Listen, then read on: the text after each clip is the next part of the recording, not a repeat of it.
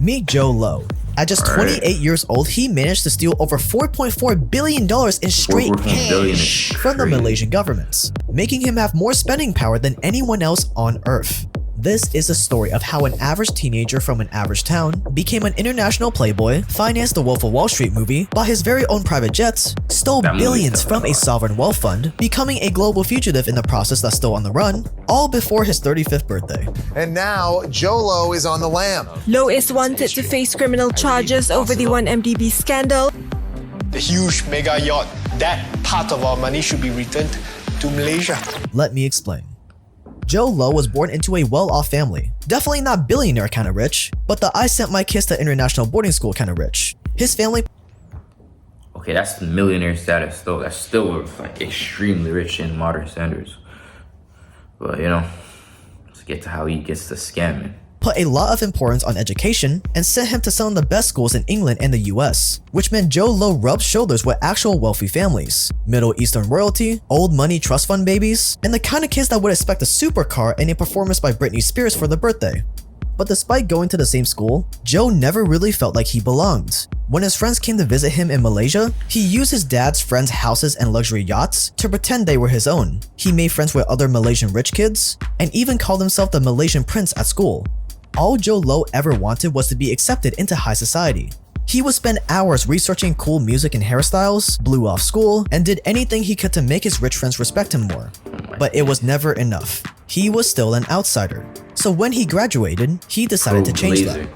He used his years of lying, faking being rich, and doing anything to fit in with the elites to set up his very own business that would one day make him a billionaire. You see, his life among the wealthy elite had taught him one thing. Wealth and influence, or even just the appearance of it, opens doors. And this lesson would make Joe Lo one of the greatest con men the world has ever seen. World's most devious scammer. His title.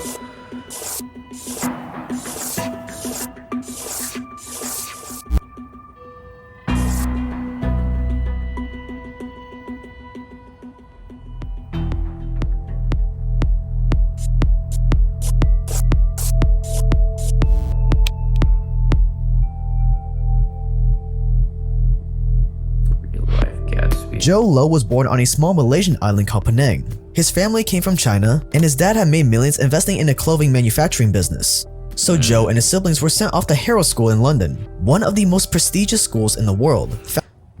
That's the thing, bro. His dad is a millionaire. This guy's still trying to scam. Just find a way to make money legally. Like, you can live off of millions. The thing though, people are greedy though. Founded all the way back in 1572. Here, Joe got his first taste of real riches. His family's villa and millions seemed like a lot in Malaysia, but next to the kids of Middle Eastern oil tycoons and European royalty, the small wealth his family had started to look like chump change.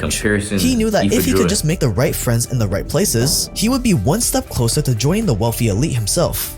So he lied about almost everything. About how much money his family had, who he was, where he lived, anything to get in with the rich kids. And it worked. One of his best friends at Harrow was Riza Aziz, the stepson of a Malaysian government official who would become essential to his scheme. For university, he chose the Wharton Business School in Pennsylvania, not because of the world-class curriculum or teachers, but because that's where Donald Trump and Warren Buffett had attended. For his 21st birthday, he spent $40,000 of his dad's money to book out a nightclub and an open bar. He made everyone that was invited feel like VIPs because his school years had taught him another lesson. Everyone craves to feel important. Make people feel important, and they'll become addicted to the drug that is you. So he played on that. And when he wasn't busy wooing the rich kids, he was plagiarizing reports from the Wall Street Journal for his school's newspaper. For some reason, no one noticed. And Joe got the reputation of being a genius stock picker, all the while copying word for word what other people wrote. His plan was working. He was making all the right friends and building up his socialite persona far away from home. So when he graduated, instead of looking for work at an investment firm or bank, he decided to start a company of his own. Little did he know the opportunities that were about to come his way.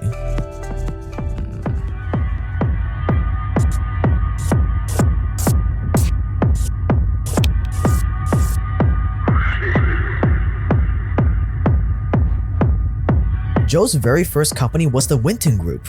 He was planning to win tons of money, Winton, so the name stuck. He used his new Middle Eastern friends to get a meeting with the guys who ran Abu Dhabi's sovereign wealth fund. You can think of a sovereign wealth fund as basically a government's hedge fund. They try to grow that money through investments to, in theory, reinvest back into the country. And Jho Low getting his foot into the door of Abu Dhabi's sovereign wealth fund was a really big deal because it's one of the biggest sovereign wealth funds in the world. Today it has nearly $700 billion, which is as big as Warren Buffett's Berkshire Hathaway. At his initial meeting with the fund, Jho realized something crazy. One of the biggest sovereign wealth funds in the world was run by just two young guys, both in their late 20s at the time. This got him thinking. Malaysia had a sovereign wealth fund, but nothing like Abu Dhabi's. Abu Dhabi's could also borrow money to invest. You could invest with leverage. If these two 20-something Euros could run Abu Dhabi's, why couldn't he run Malaysia's? But to do that, he would need someone with a lot of influence to back him up. But luckily, his years of networking had given him the perfect person.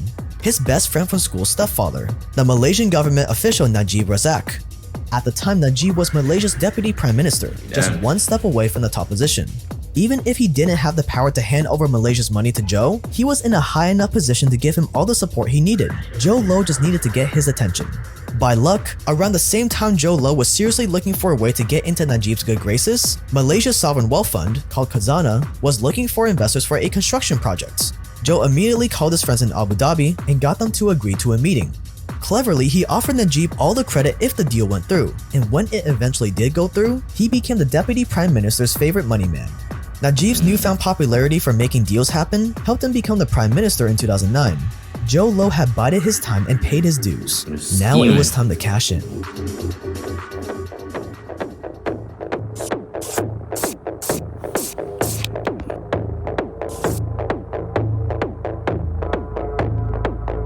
After Najib became prime minister, Jho Low found himself in a position of unlimited influence, and he wasted no time using it. As soon as Prime Minister Najib was sworn in, he approached him with the idea of creating a new sovereign wealth fund that would work just like the ones in the Middle East. Najib had complete trust in Jho's abilities, so he agreed. They called it the One Malaysia Development Berhad, or the 1MDB Fund. It was supposed to invest in green energy and tourism jobs. Najib was the fund's chairman, and Jho Low an unofficial advisor. Jho had the prime minister in the palm of his hand. Jho had helped him reach the highest point in the Malaysian government, so whatever Jho requested was as good as done. Just imagine the kind of power you could have if you had the prime minister of any country in the palm of your hands. Just 2 months after 1MDB was created, it closed its first deal. Jho Low had convinced Najib and his wife that he had the key to Middle Eastern investments and introduced them to a Saudi Arabian prince. The only problem was this prince was no real prince and had no access to the oil money 1MDB were chasing after.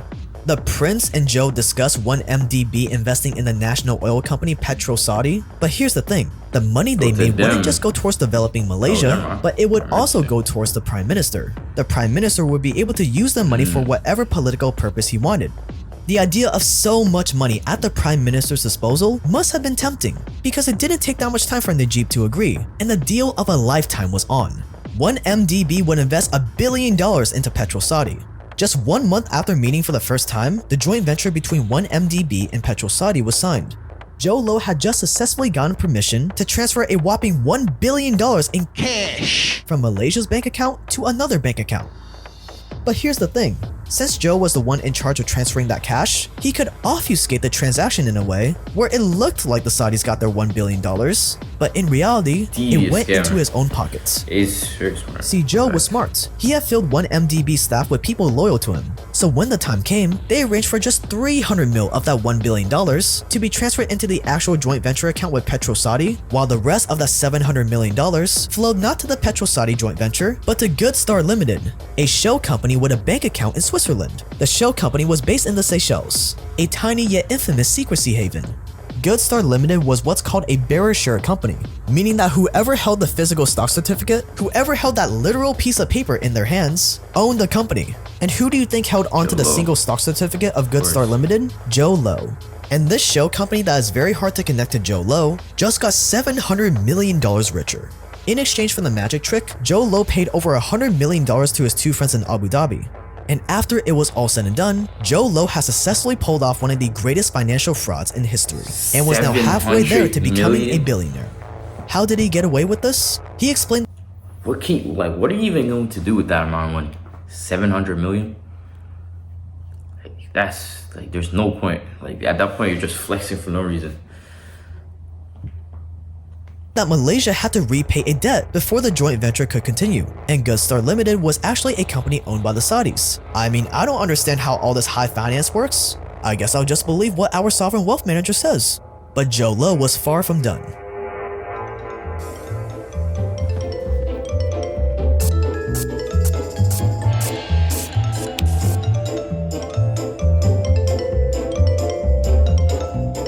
With one successful con under his belt, Jho started looking for more. 600 million was great and all, Why? but there was still opportunity You're to good. make even more. So Low focused on his next target. Why do you want more? See, this is the problem with greed, bro. If you're reaching like numbers like 700 million, you're just playing a numbers game at this point. Like, you don't need any more. There's nothing you can't buy or rent or whatever. You're just doing it for sport. You're just doing it for fun. You're just doing it for the love of the game, basically. But you know, it is what it is. Tim Lesner, head of Goldman Sachs Asia division. He had given him the special treatment he learned in school. He flew him out to Abu Dhabi, got him meetings with one of the richest sheikhs in the world, and made sure he had the complete luxury experience. Why was Tim Lesner a target? Because he was about to get 1MDB $3.5 billion from bond sales to buy coal power plants. They were going to package these power plants into one company and go public on the Malaysia Stock Exchange. Jho hoped this money would help cover 1MDB's losses. The only problem was, 1MDB had no credit rating, so bond sales were almost impossible. Which is where Tim Lesner came in. He knew the right people to bribe to get the company listed, and that's exactly what he did. Over the next few years, Goldman Sachs gave 1MDB over $5 billion from bond sales. Every time they sent the money, a lot of it would be siphoned off into offshore accounts owned by Jho Low. He paid the Prime Minister and Tim Lesner's their cuts and kept the rest for himself. Jho Low was still in his 20s at the time, and he had played his scheme so well that he had governments and massive corporations eating out the palm of his hand, and his offshore bank accounts ballooned to billions. Now it was time to enjoy the fruits of his labor. It's the flexing part. Stay tuned, like, subscribe. 4.4 billion in cash. For most of the billionaires you see on the Forbes list, most of their net worth is tied up in company stock, like Elon with Tesla or Bezos with Amazon stock. But Jho Low was different. His $4.4 billion was in straight hard liquid cash. He had more spending power than anyone on earth. Jho Low had finally made it. He was rich, and not just comfortable kind of rich. Oh no, bro, Jho Low was obscenely rich. Like, and now people it was live their whole life never he would even buy out seeing clubs, these throw numbers. secret parties with people like Leonardo DiCaprio and Paris Hilton, and even gave Kim Kardashian a Ferrari as a wedding gift. He bought a private jet, luxury yachts, and multi-million-dollar mansions all over the US, but not even that was enough. In an incredibly ironic move, Jho Low pretty much financed the entire Wolf of Wall Street movie with money he stole from the Malaysian governments. Seriously, not making this up. He was such great friends with Leo that he gifted him millions of dollars of rare arts. Back in Malaysia, people were asking questions about the 1MDB fund and how the money was being used. But with the Prime Minister on his side, he didn't really have much to worry about. He bought the Prime Minister's wife millions in jewelry, financed the Prime Minister's political campaigns, and was always around when Najib needed advice. In exchange, the Prime Minister didn't care how much Jho took out of the fund. For Jho, there was nowhere to go but up. All he had to do was keep Najib in power, and he could keep spending. So he let the Prime Minister hand out millions to charities and throw massive campaign events on an almost limitless budget, all coming out of 1MDB. Jho Low was untouchable, or so he thought.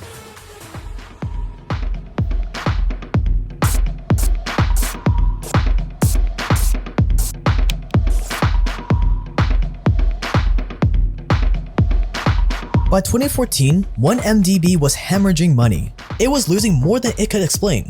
By this point, 1MDB went from apparently having billions to having 10 billion in debts and only $20 million in cash. Jho Low pulled a desperate move. He tried to make 1MDB shares public, hoping that the public would come flocking to buy shares and give him some cash to work with. But that didn't work. He and Goldman Sachs' Tim Lesner had become so caught up in the money and success that they were blind to the trouble they were about to face. And trouble came quicker than expected. By 2015, a Swiss banker named Javier Justo leaked over 230,000 confidential emails to the press. In this massive data dump was the information that would bring Jho Low's scheme to light. A journalist for the Sarawak Report published an expose linking Jho Low and Prime Minister Najib to the disappearing money of 1MDB. This news caused a civil war in the Malaysian government. Billions of dollars. Najib and Jho denied doing anything wrong, but that didn't help. Hundreds of thousands of Malaysians protested against Najib and his government, but Najib still had faith he could stay in power and that everything would be fine. But as expected, he lost the next election and was arrested for trying to flee the country in 2018. And Joe Low, he was long gone. Almost $1 billion of the money he stole had been seized, but Joe himself has disappeared into thin air. All we know for sure today is that he's somewhere in China. His love for luxury and fame didn't die down though, as he's sometimes spotted in clubs or private parties, only to disappear soon after. The last widely reported sighting of him in the news was ironically in Wuhan back in February 2020, when the world was getting really riled up. Bro is living his best lifestyle. Hit that like, that subscribe button, you know what I mean?